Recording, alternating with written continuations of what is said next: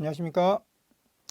자, 이번 시간에는요, 2021년도 제23회 경비지도사 법학개론 기출문제 쭉 한번 우리가 풀어보도록 하죠.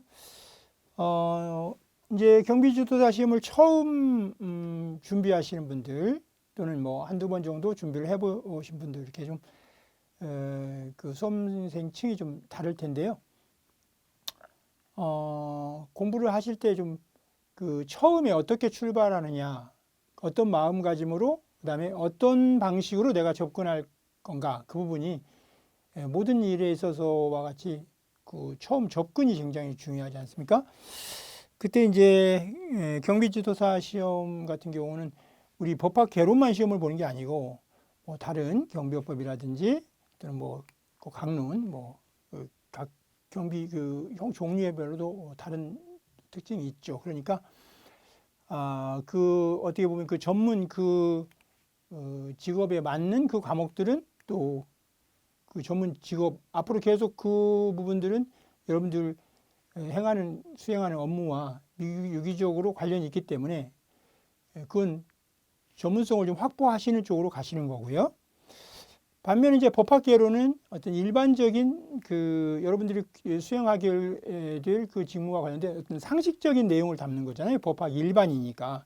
그러면 이건 이제 그야말로 그 일반적인 수준으로 공부를 하시고요. 특히 이제 법학개론은 1차 시험 과목에만 해당하니까 이건 이제 마치 우리 뭐 국가시험에서 무슨 뭐 한국사 능력 시험 이런 거는 뭐 패스제잖아요. 그러니까 그것만 갖추면 어느 정도 시험 점수만 갖추면 그냥 통과만 되고 그건 실제로 그 시험에서 중요하게 작동은 안 하죠. 이제 그런 것처럼 법학개론은 여러분들이 좀 접근하는 게 좋겠다. 그래서 뭐 법학개론 점수를 뭐 만점 맞겠다 그런 것은 물론 뭐 개인적인 그 성취 욕구 이런 것이 강해가지고 그렇게 하는 건 좋겠지만 그런 생각이 아니라면 그리고 그건 그렇게 썩 바람직해 보이진 않죠. 그렇다면 법학개론은 일반적인 법학 일반에 대한 지식을 내가 상식적인 수준에서 확보한다 이렇게 생각을 하시고 접근하는 것이 어떨까 생각이 들어요. 자기가 강의를 하는 과목에 대해서 그렇게 썩 잘할 필요는 없다고 말하는 사람은 처음이다. 그거는 제 과목이 중요합니다 이렇게 말하는 게 중요한 게 아니고 공부를 하시는 여러분들이 어떻게 공부를 하셔야 여러분들이 목표로 하는 시험에 좀 효과적이고 또 효율적으로 합격할 거냐, 성취를 할 거냐, 그게 중요한 거 아니겠어요? 그러니까 여러분 입장에서 한번 제가 생각을 해본 겁니다.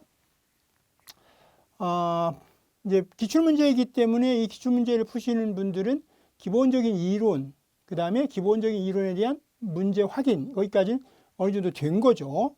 되신 다음에 기출문제를 푸는 거지, 공부가 하나도 안 된 상태에서 문제를 맞춰보겠다라고 하는 것은 또 기본적인 그 정상적인 경로에서 또 벗어난 거죠. 그렇기 때문에 그게 바람직하지 않습니다. 그래서 기본적인 이론은 어느 정도 공부하셨고 그에 대한 문제도 어느 정도 풀어보셨고 이제 그거를 기출문제라고 하는 공인된 인증 일종의 이제 검증된 문제들을 가지고 확인하는 거예요. 그렇죠? 이제 그런 과정이 되겠습니다. 자, 차례대로 한번 가면서 보도록 하죠. 이제 이미 법학개론 공부를 좀 하신 거니까요. 지금 처음 하시는 분은 아닙니다. 처음 하시는 분이 이 문제를 보는 것은 그야말로 좀 시간이 남아서 대개 어떤 식으로 출제가 되느냐 뭐 그런 거 정도, 이건 전혀 별로 도움이 안 되는 거죠. 그렇기 때문에 그거는 바람직한 거 역시 아니고 공부를 하셨다라고 전제를 해서 한번 보겠습니다. 그러면 이제 법학개론은 전체가 법학개론요, 우리 전체 그 영역 출제 영역이 이제 9개의 편으로 되어 있습니다. 9편으로. 그 9편으로 되어 있는 것들이 이제 어떻게 되냐면요. 첫 번째가 이제 법학 일반입니다. 그죠? 이게 1편이겠죠, 이게. 1편이 법학 일반, 법학 전체에 대해서 설명하는 것이죠. 그 법학 일반에 관한 문제들이 이제 처음에 등장하겠죠. 그죠? 대체로 우리 출제위원들은 이 법학개론 전체의 내용을 구성하고 있는 그 각 영역별 그 중요한 기본 법들에 대해서 순서대로 출제하는 경향이 있어요. 물론 뒤로 가면 조금씩 달라지긴 하지만 그러나 적어도 1번에서부터 한 10번 또는 15번까지는 일반적인 체계를 따라간단 말이죠.